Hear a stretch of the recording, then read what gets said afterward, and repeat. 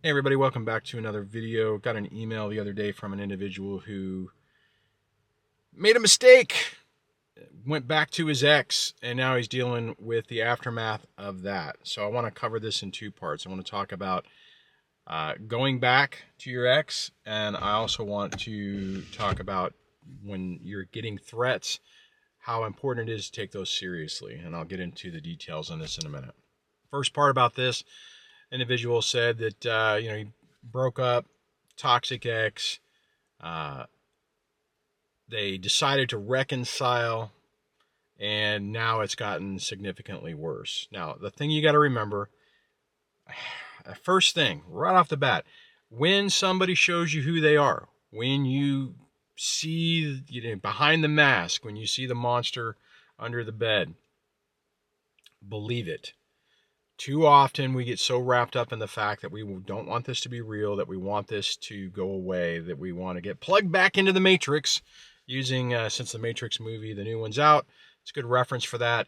If you're not familiar, in the first movie, there was a character named Cypher who decided he hated reality and he wanted to be plugged back in, and he basically threw caution to the wind, betrayed everybody, and went back in, wanted to get plugged back in. It didn't work out so well for him.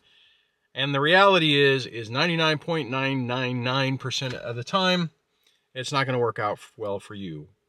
When you see somebody who shows you who they are, shows you what they're willing to do, you have to believe it.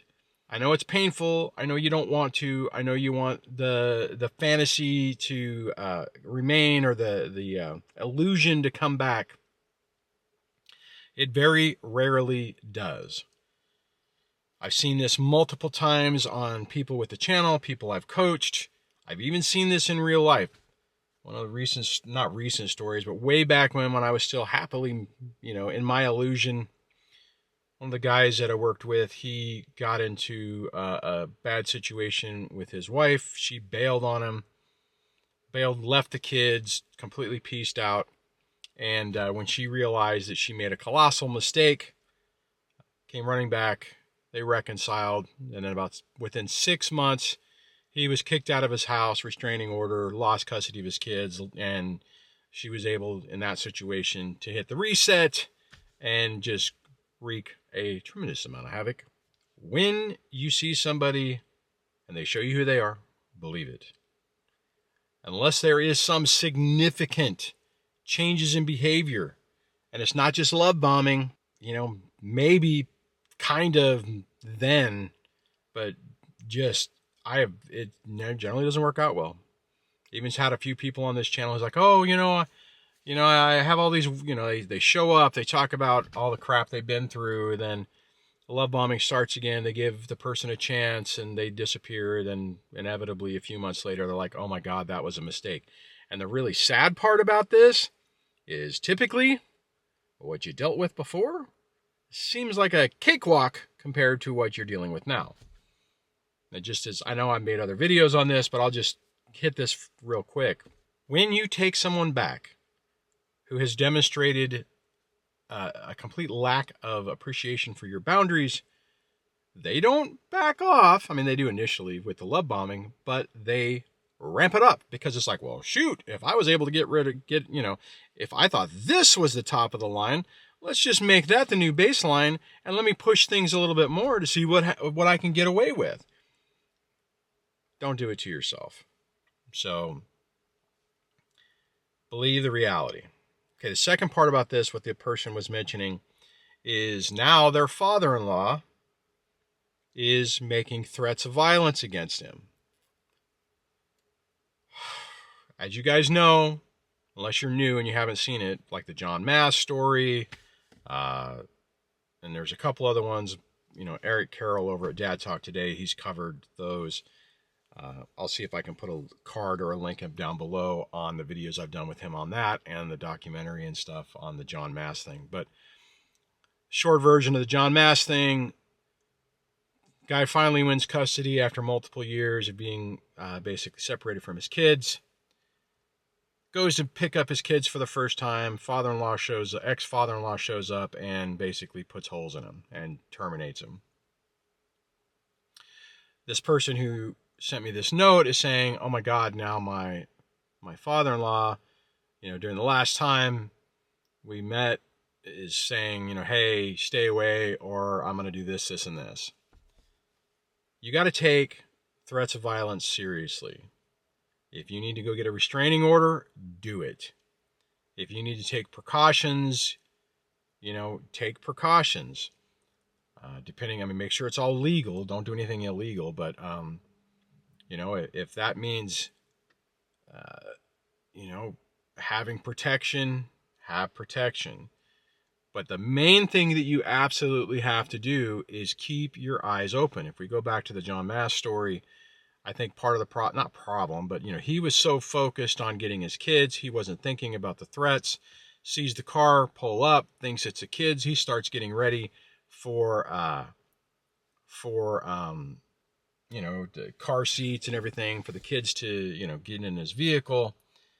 Next thing he knows is he hears, "Hi, John," and we know all this because John's brother and sister happened to be there and witnessed the entire thing, and pulled out a pistol and did what he did. He's currently being prosecuted for murder.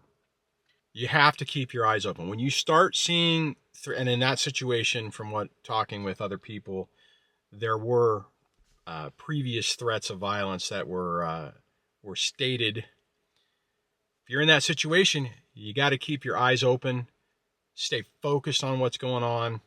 If something looks amiss, either put yourself in a defensive position or GTFO, get the hell out of there. So for this person, unfortunately, since you have this, you have to make the decision of whether you go to law enforcement and say, hey, look, my ex-father-in-law has stated this to me. I'm concerned, and I need an order of protection because I don't want this guy around. So that way, if you have that on paper, then at least they can't. Now, it doesn't stop anybody from doing anything, but at least you don't have to, how am I trying to say this? If you're in a situation where you're worried about that and you get a order of protection and that person can't be there during exchanges and can't be around you, then you can turn around and leave. You have some recourse. If it's not on that and they can legally be there and they can be an observer, then you don't really have anything to say or anything that you can protest against. Bottom line is there are varying levels of the behaviors of toxic people. Sometimes it's, in the grand scheme of things, I don't want to say mild, but sometimes it's mild. Sometimes it's just you don't really have anything to worry about other than it's just annoying to be around the person. Okay, fine. Sometimes it's no matter what, when you're around them, they will just start trying to poke you in the eye. Sometimes they'll do something more aggressive.